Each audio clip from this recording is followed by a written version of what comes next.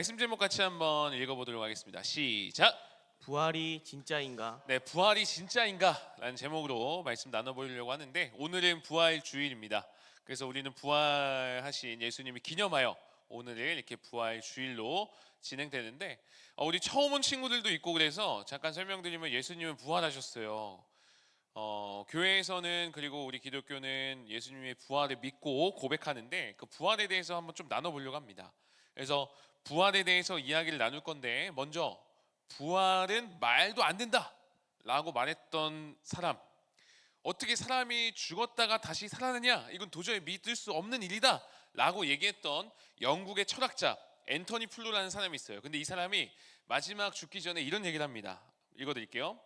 예수의 부활을 가리키는 증거는 다른 어떤 종교에서 주장하는 기적의 증거보다 월등하며 양적으로나 질적으로나 비교가 안 될 정도로 다르다. 무슨 말이죠? 예수님이 부활하신 증거가 엄청나게 많다는 거예요.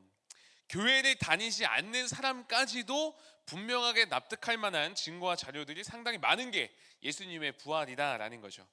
여러분은 예수님이 부활 어떻게 생각하세요? 예수님 부활 믿으세요? 서아 믿어요? 진짜 믿어요? 진짜로 진짜 믿어요? 예수님이 부활하셨다라는 것을 믿는 사람이 있고, 또 반면에 교회를 다니지만 여전히 여기 있고 같이 예배를 드리지만 예수님의 부활에 대해서 뭔가 믿지 못하겠다라는 친구들도 있을 수 있고, 또는 나와는 상관없는 일이다 라는 친구들도 있을 텐데, 다양한 생각들이 여기 가운데 있을 거라 생각이 돼요. 부활이 사실이고 그렇게 믿는다면 여러분의 삶을 새롭게 변화시키고 여러분의 삶이 정말 이전과는 다른 엄청난 소망이 되는 게 사실 부활이거든요. 그래서 저는 여러분이 오늘 이 시간을 통해서 부활에 대해 좀 더 가까워지고 여러분의 삶이 좀 더 변화되기를 소망해 봅니다.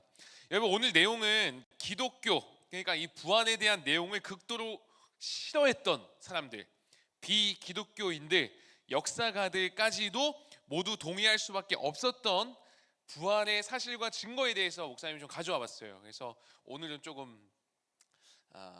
좀 딱딱하게라고 해야 되나요? 그래서 몇 가지 좀 소개하면서 이렇게 가보도록 할게요. 자, 첫 번째, 부활은 진짜인데 어떤 사람들은 이렇게 얘기해요. 첫 번째 칸에 뭐라 써 있어요? 기절이다, 기절. 예수님이 십자가에서 죽으신 게 아니다. 예수님 기절한 거 아니냐? 부활이 아니다. 예수님 기절했다가 다시 깨신 거다 라고 얘기하는 사람들이 있어요. 어떻게 사람이 죽었다 살아나냐? 아니다, 기절이다 라고 여겼던 사람들이 있습니다. 예수님이 고통을 당하셨는데 십자가 고통이 너무나 끔찍하고 잔인해서 순간 실신했다는 거예요. 순간 기절했다는 거죠. 그래서 무덤에 잠깐 들어갔다가 무덤이 너무 차가우니까 이제 정신 차리고 나온 거 아니냐, 이렇게 주장하는 기절 썰이 있어요. 썰이에요, 썰. 진짜가 아니라 썰입니다. 여러분, 이거는 기독교인이 아닌 사람들이 예수님은 십자가에 못 박혀서 확실히 죽었다라고 말할 수 없다라는 사람들이 만들어낸 이야기입니다. 근데 여러분, 이 기절서는 말이 안 돼요. 왜냐하면 이미 기독교인이 아닌 비기독교인 역사가들이 예수님은 십자가에서 확실하게 죽었다라고 증언한 문헌들이 너무 많아요. 사모타의 루키아노스라는 기독교를 엄청 조롱하고 싫어했던 사람조차 뭐라고 얘기하냐면, 예수라는 사람은 십자가에 못 박혀서 확실히 죽었다라고 인정해요. 그리고 타키투스나 요세푸스 같은 당시 최고의 역사가들도 마찬가지로 이 부활 이전에 십자가에서의 죽음을 인정합니다. 그리고 여러분, 그 성경을 보면 이렇게 나오잖아요. 예수님이 십자가 달렸을 때 마지막에 로마 군인이 창으로 어떻게 해요? 예수님이 옆구리 찔러요. 그 기록에 보면은 물과 피가 나왔다고 해요. 피 나오는 건 당연한데 물이 왜 나오죠? 이게 의학적으로 보면은 심장이 확실히 터져서 끝났다라는 사망의 의학적 증거로 물이 나오는 경우가 있대요. 그러니까 예수님의 심장은 진짜 아예 끝난 거예요. 확실히 죽은 거죠. 근데 여러분, 100번 양보해서 예수님이 진짜로 기절했다라고 한번 생각해 볼게요. 기절했다고 가정해 볼 때 한번 생각해 보세요. 여러분, 예수님이 십자가 지시기 전에 채찍질 당하시죠. 몸이 엄청나게 막 찢기시고 피 범벅되시고, 거기다가 여러분 십자가 지실 때 이 팔을 요 정도에서 하지 않고 팔을 끝까지 당겨서 하느라 팔이 골절된 상태에서 십자가에 박히거든요. 이미 팔이 빠진 상태예요. 손과 발에 못자국이 있어요. 게다가 옆구리에 못 찔렸다고요? 창으로 찔렀어요. 그래서 잠깐 기절했다가 3일 동안 차가운 무덤에 방치됐다가 깨서 나 나가야지 해서 세마포 붕대 풀고, 그 당시 무덤, 돌무덤 이제 앞에 바위로 막혀 있잖아요. 그 당시 사람들이 이게 한 2톤 정도 된대요. 혼자서 움직일 수 없는데 그 피투성이 예수님이 기절했다 일어나서 2톤짜리 돌을 치우고 난 다음에 그 무덤을 지키고 있는 로마 병사를 제압하고 나서 내가 부활했다 라고 외쳤다는 게 더 말이 안 되잖아요. 실제로 여러분, 예수님이 기절했다면 이렇게 딱 나왔을 때 예수님 온몸이 어떻게 돼 있겠어요? 피투성이었겠죠. 근데 제자들이 그 예수님의 모습을 보고 나의 주님이시여 이렇게 고백했겠어요? 사람이 상식적으로 내가 정말 사랑하는 사람이 피투성이 이렇게 나왔으면 제자들 어떻게 반응했겠어요? 당장 예수님 병원 가자고, 이거 치료부터 하자고 이렇게 얘기하지 않겠어요? 그러니까 예수님은요, 십자가에서 기절하신 게 아니라 확실히 십자가에서 죽으셨다라는 거예요. 죽으셨다가 부활했다라는 거죠. 자, 두 번째 이렇게 또 주장하는 사람도 있어요. 두 번째 뭐죠? 두 번째 뭐라 돼 있어요? 집단 환각 썰, 이것도 썰이에요, 썰. 이렇게 얘기하는 거예요. 예수님이 부활하신 게 아니라 예수님의 부활을 너무나도 기대하고 소망했던 사람들이 단체로 환각을 본 거다. 환각을 본 거다. 여러분, 이거는 일단 말이 안 돼요. 왜냐하면 40년간 상담을 했던 심리학자 로 리리스가 자기의 모든 경험을 두고 이런 얘기를 합니다. 내가 평생 연구하고 상담을 했지만 똑같은 환상을 동시에 경험한 사례는 단 한 사례도 없다. 단 한 건도 없다는 거예요. 말이 안 된다는 거죠. 그런데 지금 여러분, 예수님의 부활은요, 2명이 환각에 빠진 게 아니라 성경에 보면 예수님의 부활을 본 사람이 500명이 넘어요. 그러면 상식적으로 생각해 보세요. 그러면 500명이 동시에 똑같은 환상을 봐야 되는 거죠. 여러분, 이건 더 훨씬 믿기 어려운 억지를 믿으라고 강요하는 것과 같다라고 하는 거죠. 그러니까 집단 환각 썰도 이것도 말도 안 되는 거예요. 여러분, 고린도전서 15장에 보면 예수님의 제자 12명을 포함해서 500명의 사람들이, 500명의 형제들이 예수님의 부활을 목격했다라고 얘기하고, 그 목격한 사람들의 이름이 정확하게 기록되어 있어요. 실제 사람들의 이름을 넣어서 기록했다는 것은 그 당시 예수님 부활하신 당시에 대다수의 사람들이 살아 있었고, 너네 못 믿겠으면 그 사람들 찾아가서 얘기해봐 라고 말할 수 있을 정도로 당당함의 표현입니다. 실제로 여러분, 예수님의 부활을 최초로 주장한 곳이 예루살렘이라는 곳이거든요. 예루살렘이라는 지역이에요. 율곡동이라고 볼게요. 율곡동이라는 지역이에요. 여러분, 다른 먼 곳이었으면 확인 못해요. 여러분, 멕시코에서 예수님 부활했다 하면 여러분 지금 가서 확인할 수 있어요? 확인할 수 없잖아요. 근데 율곡동에서 예수님 부활했다, 그걸 서한이가 봤다 그러면 우리가 확인할 수 있어요, 없어요? 서한이한테 가서 물어보면 되잖아요. 당시에도 그랬어요. 예루살렘이라는 가까운 곳에서 그 목격자들의 이름이 다 나와 있습니다. 그래서 실제로 그게 가짜였다면 가서 물어봤을 때 다들 거짓말 쳤어야 됐습니다. 근데 가짜가 아니었기에 그들의 이름이 있었고 누구에게나 가서 물어보면 될 수 있었던 사실이었다라는 거예요. 게다가 여러분, 부활을 실제로 본 제자들은요, 확실하게 용기 있게 부활을 전하기 시작합니다. 제자들은요, 그 전까지 겁쟁이였어요. 여러분, 예수님 십자가 질 때 남아있던 제자 있나요? 있어요? 예수님 십자가 질 때 남아있던 제자 없었어요. 다 도망갔어요. 근데 이들이 어떻게 갑자기 목숨을 걸고 예수님에 대해서 전하기 시작하죠? 여러분, 이건 부활을 확실히 보지 않고서는 설명이 안 되는 겁니다. 이런 거죠. 만약에 부활이 거짓말이다, 이런 거. 자, 여러분 한번 예를 들어 볼게요. 제가 여러분에게 얼마씩 주면 제가 죽은 사람을 살렸다라고 여러분 소문을 내겠어요? 제가 여러분한테 얼마씩 주면은 김천 여기저기 다니면서 야, 김주영 목사님이 죽은 사람을 살렸어요 이렇게 하면서 다니겠어요? 얼마 주면? 얼마? 500? 500만 원? 월 500. 월 500. 월 500. 오케이. 월 500. 월 500 준다고 할까요? 또 얼마 주면 할래요, 여러분? 매일 500만 원. 일주일만 할 수 있어요, 그러면? 3,500으로. 여튼 500만 원 좋아하네. 자, 500만 원. 오케이. 대신 그냥 일시불로 한 2억 쥐어줬어요.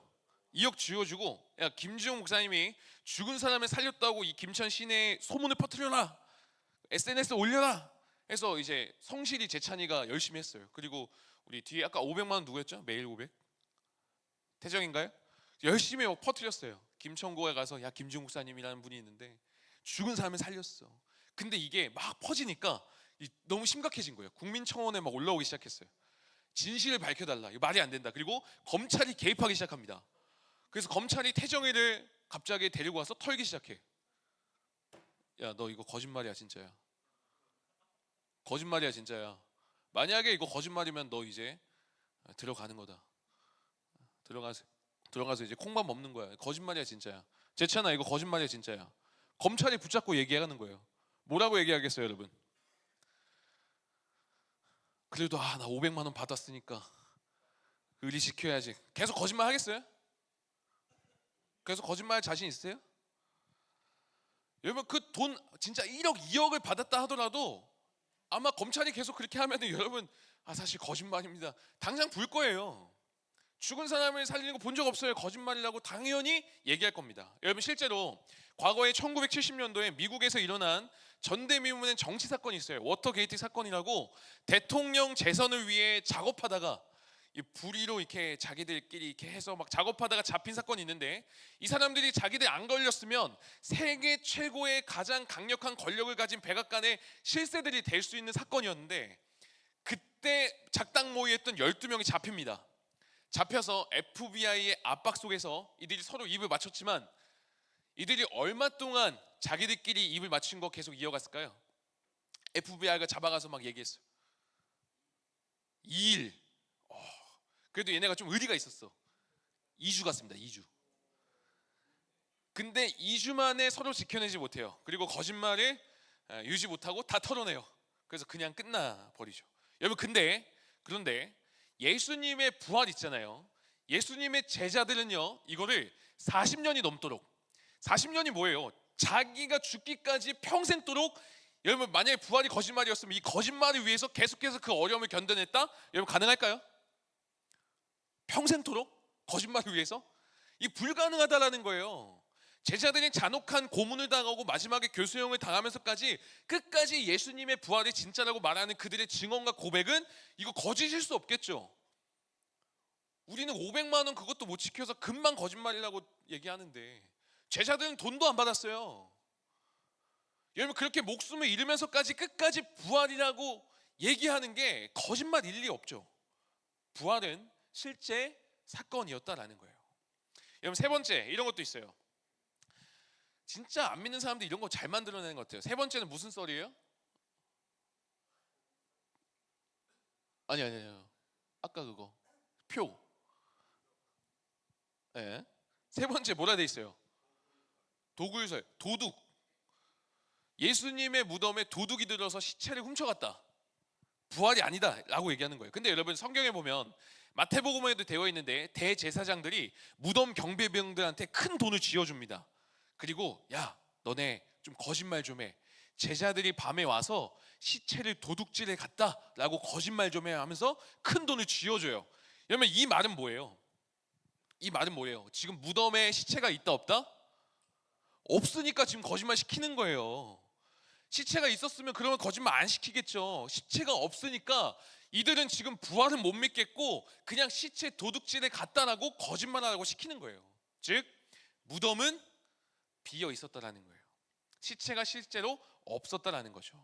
무덤에 시체가 있었다면은 이런 거짓말 하라고 시키지 않았겠죠. 실제로 예수님은 부활하셨다라는 거예요. 자, 마지막 네 번째, 이런 사람도 있어요. 마지막 뭐예요? 과학 좋아요? 네, 과학적으로 이제 증명해 달라 하는 사람도 있잖아요, 그죠? 과학주의. 과학적으로 사람이 죽었다 살아나는 게 불가능하다, 그래서 이건 말도 안 된다라고 얘기하는 사람이 있어요. 여러분, 근데 이것도 조금 그러니까 어거지입니다. 왜냐하면 여러분, 과학적으로 기적이 불가능하니까 부활도 말이 안 된다라는 건 이건 어거지예요. 왜냐하면 자연 법칙이 영원히 변치 않는다는 걸 입증하는 과학자는 없습니다. 좀 어렵나요, 갑자기? 좀 어려워요?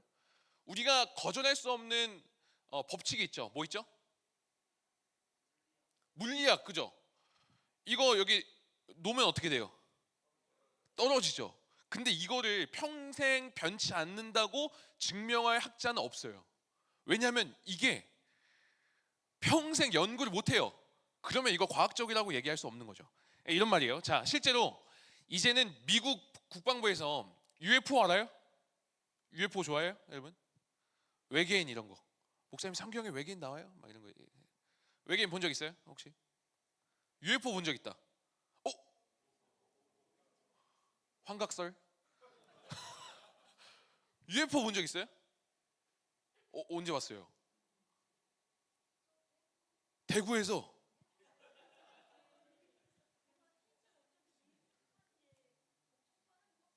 흰색 엄청 길쭉한 게 엄청 빠르게 지나갔어요. 자, 보세요.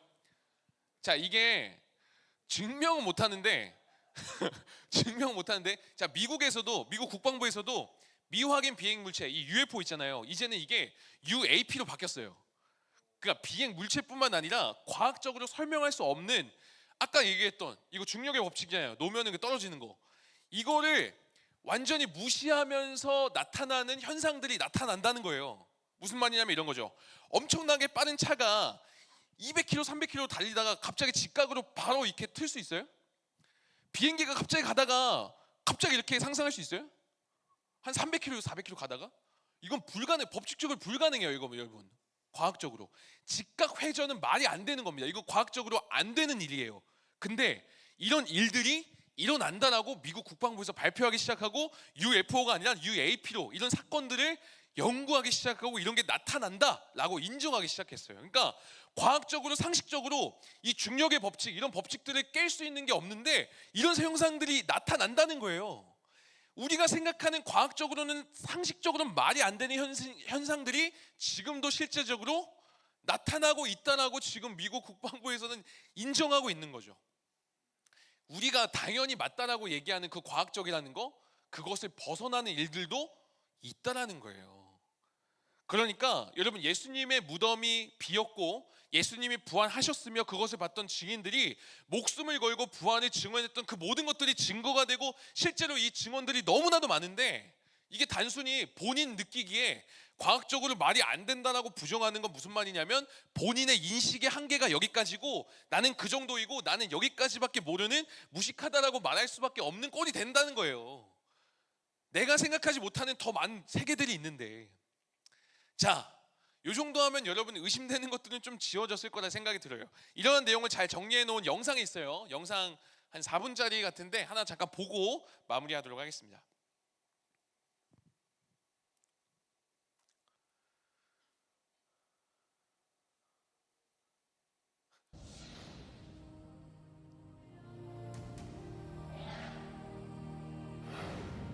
예수의 부활은 역사적 사실일까요?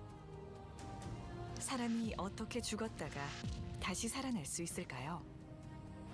예수의 부활을 역사적 사실로 여기는 기독교의 신앙은 단지 종교적 신념에 불과한 것일까요? 생애 말년에 유신론자가 된 영국의 철학자 앤터니 플루. 예수의 부활에 관한 증거는 다른 어떤 종교에서 주장하는 기적의 증거보다 월등하며 양적으로나 질적으로 비교가 안 될 정도로 다르다. 무신론자의 마음까지 움직이게 했던 증거. 현대인들이 납득할 만한 예수 부활의 증거는 과연 무엇일까요?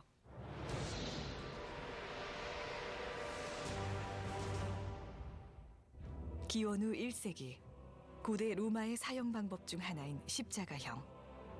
죄수 스스로 약 80kg 무게의 십자가 형틀을 짊어지고 형장으로 올라가 손목과 발에 못이 박힌 채 죽음을 맞이하는 잔인한 사형 방법. 예수는 로마 제국을 위협하는 인물로 고발되어 빌라도 총독에 의해 십자가형에 처해진 후 예루살렘에 있는 무덤에 묻혔습니다. 역사가 타키투스의 연대기 15권 44장 2절에도 빌라도 행정관에 의해 처형된 예수의 기록이 존재합니다. 부활을 믿지 않는 저명한 신약학자 게르트 르데만 역시 예수가 십자가에서 죽은 것은 논란의 여지가 없다라고 인정합니다.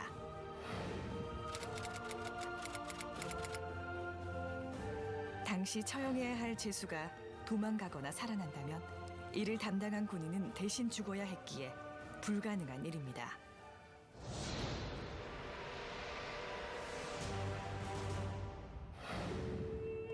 예수가 죽은 지 사흘째 되는 날 새벽, 그의 무덤은 빈 상태로 발견되었습니다. 당시 무덤의 형태는 동굴 속에 관이 비치되어 있고 입구가 돌로 막혀 있었습니다.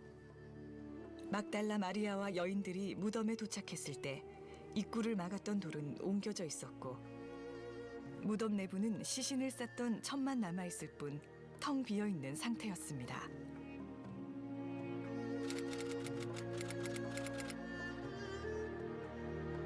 로마 병사들이 예수의 무덤을 지키고 있었기 때문에 시신을 훔쳐가는 것은 불가능했습니다. 유대인들은 시신을 중요시했기 때문에 유대인들이 스승의 시신을 훔쳤다는 주장도 설득력이 약합니다. 만약 거짓 소문이 퍼지도록 바랬다면 빈 무덤을 처음 발견한 이가 여자라고 기록하지 않았을 것입니다. 유대 사회에서 여자의 사회적 지위는 굉장히 낮았으며 여자의 말은 믿을 수 없는 것으로 치부되었기 때문입니다.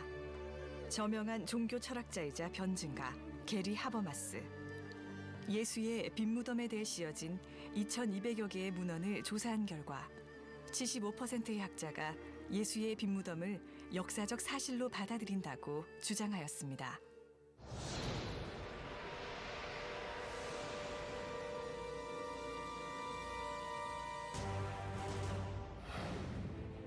예수가 십자가형으로 죽고 무덤에서 사라진 후 부활하여 승천하기까지 40일간 예수를 만났다고 주장하는 사람들이 나타났습니다. 만약 제자들 중 몇 사람만이 예수의 부활을 주장했다면 그들은 미친 사람 취급을 받았을 것입니다. 하지만 예수를 목격한 사람은 500명이 넘었습니다. 그 일 이후 흩어졌거나 몸을 숨겼던 예수의 제자를 비롯하여 예수를 미워했던 사람들조차 그의 부활을 전하는 일에 목숨을 걸기도 합니다. 그 결과 교회가 출현하게 되었고 불과 20-30년 안에 기독교는 폭발적인 부흥을 맞이합니다. 로마를 비롯한 광범위한 지역에서 수많은 사람들이 예수를 하나님의 아들로 믿게 되었습니다. 이것은 다수의 학자가 인정하는 역사적 사실입니다. 하나의 역사적 사건이 입에서 입으로 전해져 전설의 경향성을 보이는데 두 세대는 너무나 짧은 기간이라고 합니다. 그러나 신약 성경은 예수의 죽음과 부활 후 18년에서 60년 사이에 기록되었습니다. 신화가 발생될 시간적 여유가 없었으며 60년 이내에 벌어졌던 실제 사건이 그대로 기록되었다고 봐야 할 것입니다.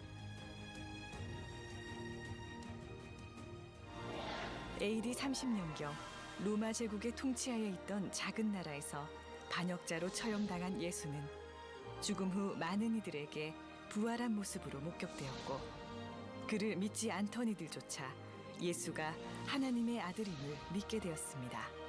예수의 부활은 실제 일어났던 역사적 사건입니다. 이제 여러분이 부활한 예수를 만날 차례입니다.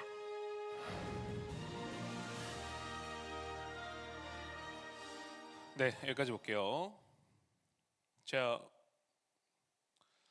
혹시 반박할 증거들 혹시 있어요? 예수님 부활이 아니다. 혹시 이건 좀 아닌 것 같다. 생각이 들면 우리 선생님들과 좀 더 얘기해 보세요. 이런 거 좋습니다.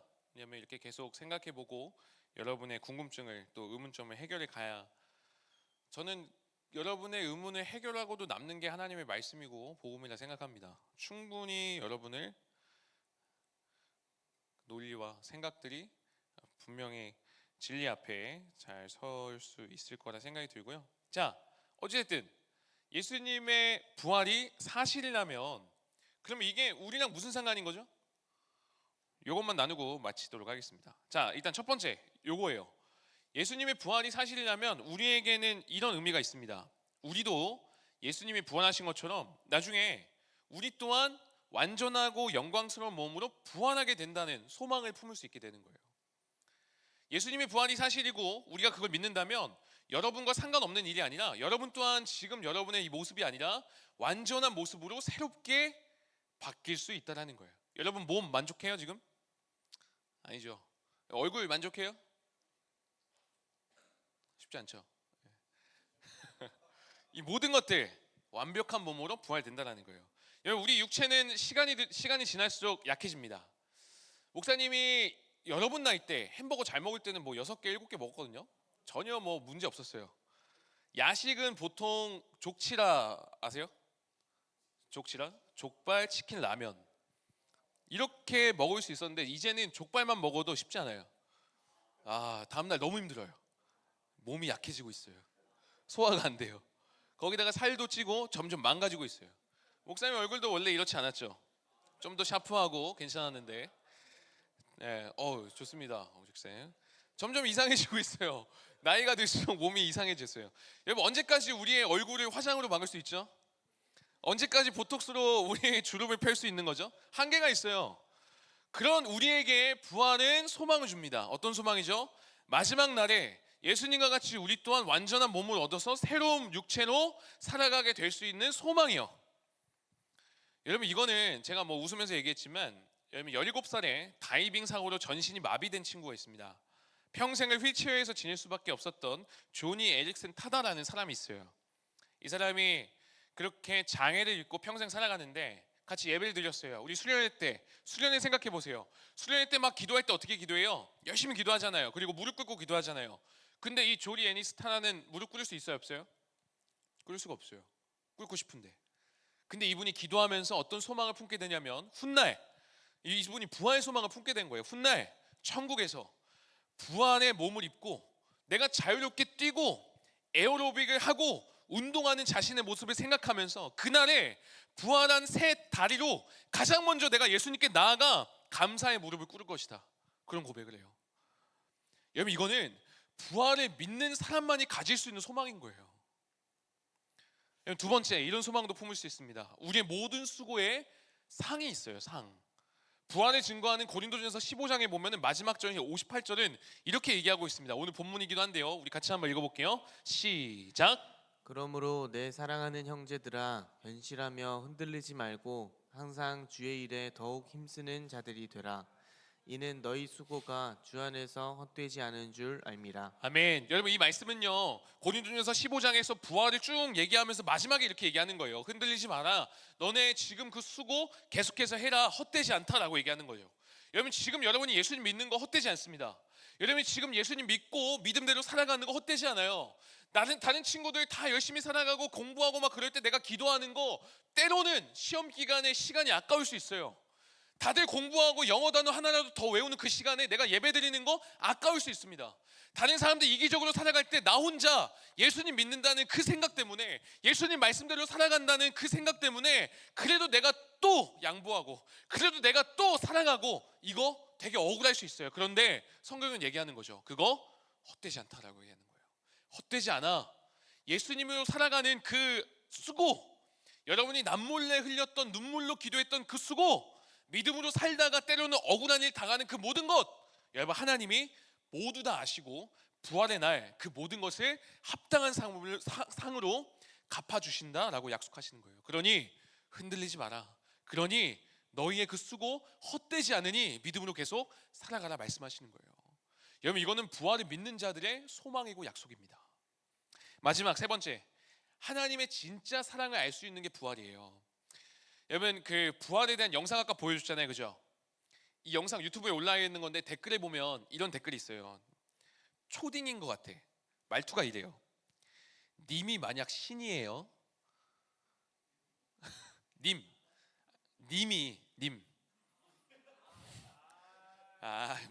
머릿속에 뭐가 있는 거예요, 여러분?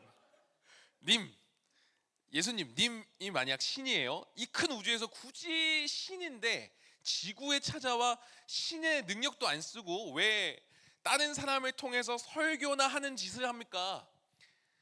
21세기에 부활해서 손으로 레이저가 나오고 1초 만에 지구를 폭발시킬 수 있어야 신이지, 신은 세상에 관여하지 않는 절대적인 존재임 라고 댓글에 달려있어요.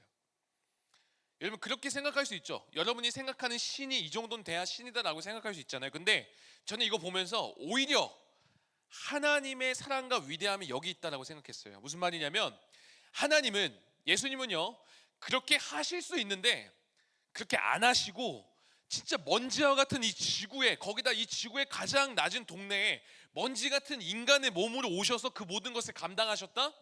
우리 때문에 그 모든 것을 희생하시고 우리 때문에 자신의 마음을 그렇게 감당하면서까지 알려주셨다? 그건 우리를 보통 사랑해서는 이거 불가능한 일입니다. 신이, 절대자인, 그런 능력 있는 존재가 왜 그런 수모를 당해야 되죠? 왜 그런 안타까운 일을 겪어야 되죠? 그럴 필요가 없는데요. 우리 때문에 그렇게 했다라는 건 우리를 그만큼 사랑한다는 겁니다. 저는 오히려 우리 주님께서 그렇게 하셨기 때문에 무능력한 신이 아니라 능력 있고 오히려 우리를 너무나도 사랑하는 신이라는, 오히려 반대되는 증거라고 생각을 해요. 여러분, 부활에 대해서 쭉 나눴는데 부활은 사실입니다. 부활에 대한 증거가 너무나도 많고, 부활은 우리를 향한 주님의 사랑을 보여줘요. 그리고 부활은 우리가 끝날 가질 수 있는 소망을 줍니다. 여러분, 이 부활이 여러분에게 조금 더 가까워지는 오늘 이 시간 되었으면 좋겠습니다. 잠시 기도하고 우리 반별로 한번 모여보겠습니다. 잠깐 기도할게요. 우리 가슴에 손을 얹고 한번 목사님이 같이 이렇게 기도하겠습니다. 한번 목사님 기도 한번 같이 따라해 줄래요? 우리 손을 얹고 눈을 감고 한번 같이 이렇게 기도해 보겠습니다. 부활의 예수님, 저를 만나 주세요. 그 예수님을 믿을 수 있는 믿음을 주세요. 그리고 내 삶이 부활의 소망으로 변화되게 해주세요. 예수님의 이름으로 기도드립니다. 아멘. 우리 반별로 한번